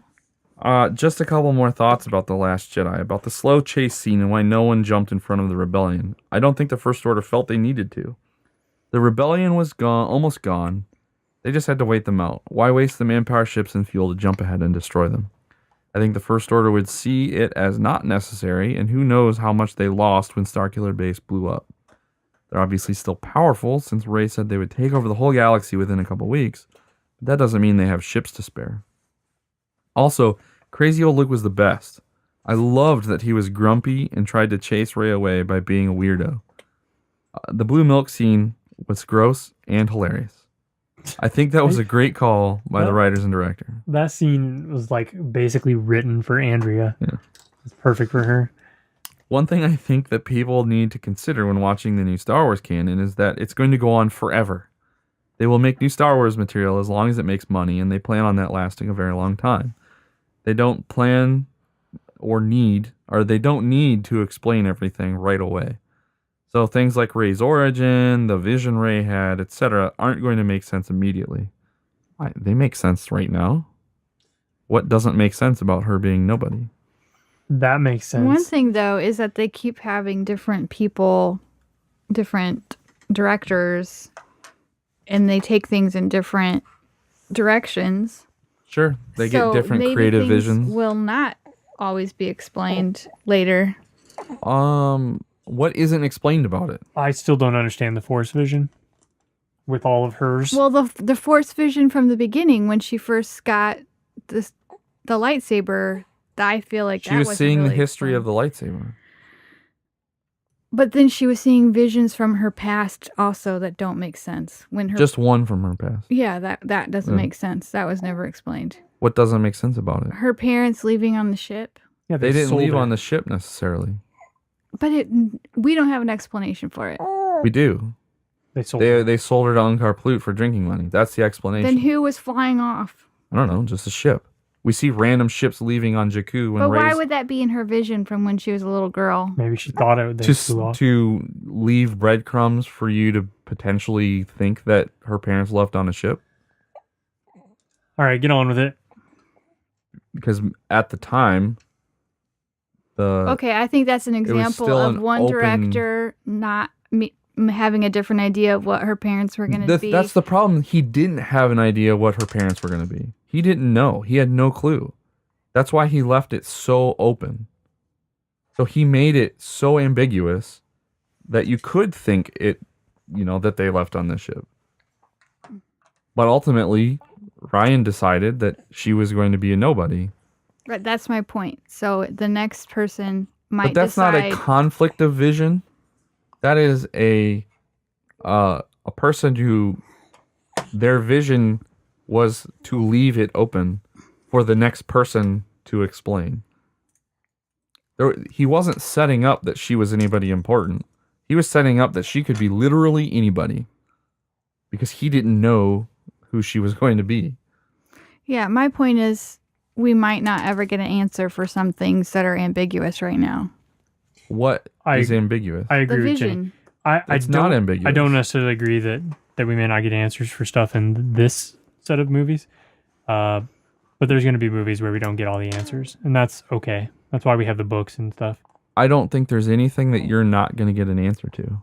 You might not get a satisfactory answer. You don't think we're going to be left questioning some things for the next 50 years in Star Wars episode number 37? What was not answered in The Force Awakens satisfactorily? I didn't suggest that there was anything yet. In fact, I said the opposite, but I guarantee it'll happen in another movie. Please read the email. I don't I'll think take it will. over. I don't think it will. Excuse me. So things like Rey's origin, I just said that. They need to make this last as long as they can. Also, they are able to develop characters outside the movies with novels, comics, visual dictionary, etc., which isn't normal. These movies need to make sense, but they aren't bound to the same storytelling rules as other movies. I think it's the opposite. I think they're more bound to they want it to be self-contained, and that's why the books don't explain anything, because they want the movies to explain everything important. I think that they are starting off very tenderly, and I think it will pick up over time with the extra stories. As soon as they put something out in the future or in the past, just like they did before, where we have a huge block of time to work with, they're going to fill stories in. Oh, definitely. Yeah. They're definitely... But they're not doing that yet. Because they had to keep the old characters. And I understand why they had to. Yeah, they're passing them off, and that's all good. I love John Grab's idea of the Force Ghost Luke trolling Kylo Ren. I know it won't happen. Yeah, that was funny. But I want Luke to randomly jump out of Kylo's sock drawer, freak him out, then disappear. Maybe they could show Luke and Yoda watching the response from outside and giving each other a high five. Maybe Luke can throw away all the socks except all the holy ones. Just keep the holy ones. Switching gears. So How about... every time Kylo goes to put on a pair of socks, there's a hole in it. Why wouldn't he just put holes in every sock instead of throwing away all the socks? I don't know. Just to mess with him even more. This sock didn't even have a hole in it. Switching gears, how about that new Star Wars Rebels preview? Kanan seemed to be acting out of anger a lot, which makes sense because he's afraid that he's going to lose his lady love. Will Kanan save Hera, but go dark to do so? Only time will tell. Oh my gosh. And I wasn't surprised at all that Kanan and Hera kissed. In the very first episode, I believe she calls him my love or some other pet name that makes it clear they're together. I wasn't surprised either. I've been waiting for it forever. I just was so happy it finally happened. Yeah, and in the somebody book, argued with me about it. in the book, Probably too. A New Dawn, it sets up their relationship from the beginning that there's romantic links there. Indeed. I forgot about that book. Yeah. That was one of the first books we talked about. It was the first book they came out with in the new canon. Yeah, all right. I still remember parts of that book fondly. I just assumed smooching was their normal, but since it's a kid's show, that all happened off screen. Anywho, keep up the good work. May the force be with you, Andrea. I liked your letter, Andrea. I feel like maybe she was just responding to John Big J to make him seem silly for his negative email. She verified where he said that I was just here. Yeah. I'll never forget that. She verified. He's not the only one that said that. And confirmed with evidence Just chill out. That the rerun film series logo was a buffalo. Yeah, we got that What film confirmation series? in Discord. If only you were on Discord, Jenny, you would know. She found her shirt, the old rerun film series shirt. Last email. I know everyone was from Ben. Super into that. Yeah, everybody that lives around here. Hey, SWNU crew, for Science Corner, bombs can fall in space. I heard a lot of people yakking about the bomb falling in space and that there's no gravity to pull them down. It kind of bothers me about that last part about that there wasn't gravity, and a lot of people said this. Morons. They probably have thick protective cases around their iPhones.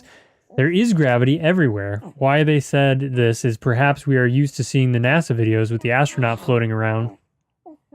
They still have the gravity of the Earth pulling them down, but the centripetal force of them going around the Earth equals pulling them out, equals the gravity pulling down. I'm sure you heard that it's like falling around the Earth. But I feel that most people, especially Star Wars nerds, know this. So why did the bombs fall? We've seen in all Star Wars movies that most of the ships have some kind of anti-gravity mechanism.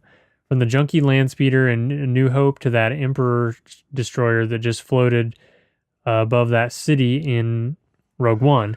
And the bombs were released near the beginning of the movie, and at the beginning they were near a planet. So maybe those ships were not in orbit and were using the anti-gravity in space, and the bombs didn't have the centripetal force pulling them away, but still had the gravity of the planet pulling them down. Boom! I'm sure I'm the 10,000th person to think of this, but I haven't heard it on any podcast yet. Also, did the hyperspace tracking device look like the flux capacitor? You know what? Where's my book? Because they talk about it in the visual dictionary, and we talked about it in the last episode or whatever. But I'm glad that we're the only podcast that actually talked about this. Well, because we're better than everyone. I think I don't know. It's really hard to try to argue real physics because Star Wars has its own physics. And as soon as you try and entertain the people who are, want to complain about this, you're going down a rabbit hole that you're never going to win. Here it is. Bombs don't technically drop in microgravity, but are impelled from their racks by sequenced electromagnetic plates in the clip. The bombs are then drawn magnetically to their unfortunate targets. Boom. It's canon. There it is. Yeah, and so like he describes, what he describes is completely accurate for real world physics. But Well, but I mean, he's explaining something like other people are complaining like that's impossible. But you can't. That's what I'm saying. Well, you can. You can try to explain it with real world physics, but then there's 39,000 examples in the next 2 minutes of film that defy real world physics. So you can't use the real world as your frame of reference. You have to try to use the Star Wars world as your frame of reference. Okay. And so the simplest answer is always the best answer. And that's why they put in that little tiny snippet in that book, because it's the simplest answer. Like, oh, duh. We pushed them out. That's why they're going and there. They had little magnets on them, and it pulled them straight down to that metal ship. Done. Problem solved. All right, that was actually the last Jedi email that we got. If you want to be read on the air, letters at StarWarsNerdsUnite.com. We have a ton of emails from before The Last Jedi that we're going to get to. Hopefully in the next episode, we'll knock some off the list. We're everywhere on the internet. Literally everywhere. Except for daily content with streaming when Josh gets $1 million. But follow us everywhere, rate us, review us, use our Amazon link, yada, yada, yada. Yeah. It's a long episode. Yeah, it was. Hour and 45 minutes. But we got through it. We did. Anybody else have anything to say? Oh, there was something I was going to say, but you were going to talk about the trailer for Rebels. we didn't get to it. Yeah, we can't. I haven't seen it. No, I was going to say there was an interview with Rian Johnson that is really cool, that if you're into podcasts, it's like the podcast is called Empire. Hey, stop plugging other podcasts on this podcast. I have no idea if this podcast is a heaping pile of turd the rest of the time. It's the first time Rian Johnson has talked publicly about The Last Jedi since it's come out, and it's got lots of interesting tidbits. Why is Rian Johnson not on this show? Is it because we don't have know. guests? I'm surprised he wasn't on. He probably heard us talk about Kenobi. how we don't have guests, and that's why he decided not to come on. I tweeted it at him and said we would belay the no guest policy if he would like to come on. What did he say? He didn't respond. Oh. He cold shouldered me. He ghosted you. He did. So anyways, I ship Brian Johnson in this podcast. There's a strong indication that we'll get a full director commentary on the Blu-ray that comes out in like March. Sweet. Yeah. I'm excited. Yeah, I'm into it. So anyways, based on this little snippet of podcast, it was like 8 minutes. I think it'll be very interesting to see how the haters respond to it if they engage with the content. Because he's very articulate, and it's very clear how well thought out, or you might not think it's well thought out, but how thought out his whole process was at every little minute detail. I saw online that he got like real emo about the movie after he saw all the negative. Yeah. And then it took him a while before he was like, put it into context and was okay with it. Yeah. Well, he's probably still not okay with it, but he's you know what? Not. Weezer's Pinkerton was viewed as the worst album. Rolling Stone ranked it as the worst album of the year. And now it's in like the top 100 of all time. Yeah. Because it's awesome. But anyway. But this movie was critically acclaimed. yeah, it was. We were the critics. And I acclaimed it. We're finished. Thanks for listening to the podcast. Max, thanks for joining us, bud. He's still awake. He is. He hasn't slept in the I've been here since almost 8:45. Sleeping off and on this whole time. 3 hours. He just doesn't sleep very long. 3-hour window of no sleep. He's ready for his dad. All right. May the force be with you. May the force be with you. May the force be with you.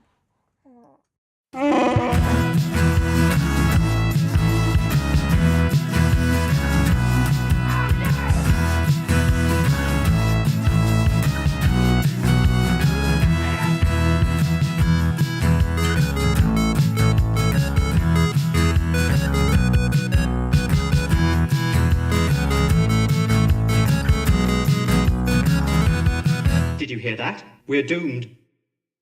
This podcast is a part of the BenView Network. You can find this and other podcasts like it at BenViewNetwork.com.